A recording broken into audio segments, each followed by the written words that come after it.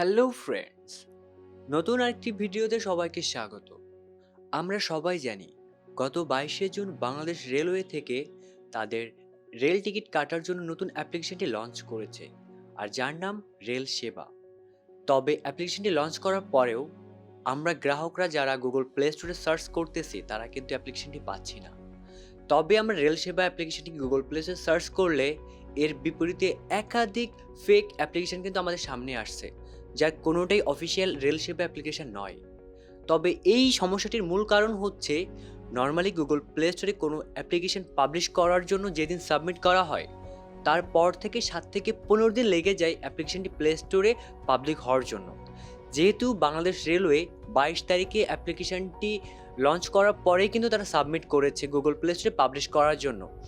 আর এরপর থেকে গুগল কি করবে, এই অ্যাপ্লিকেশনের যে ব্যাকএন্ডে সিকিউরিটি পারপাস রয়েছে, কপিরাইট ইস্যু রয়েছে, সকল কিছু চেক আউট করবে এবং তারপর গুগল প্লে স্টোরে এটা পাবলিশ হবে।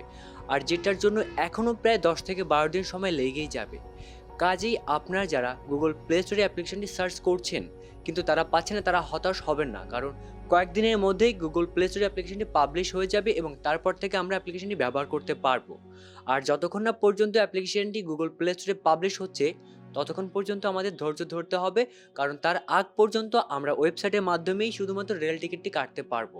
আর একবার অ্যাপ্লিকেশনটি লঞ্চ হয়ে গেলে, অর্থাৎ গুগল প্লে স্টোরে পাবলিশ হয়ে গেলে, তারপর আমরা সেখান থেকে অ্যাপ্লিকেশনটি ডাউনলোড করে অনায়াসে ব্যবহার করতে পারবো। আশা করি আপনারা ইতিমধ্যে বুঝতে পেরেছেন যে কেন আমরা গুগল প্লে স্টোরে অ্যাপ্লিকেশনটি খুঁজে পাচ্ছি না। Thank you for watching this video.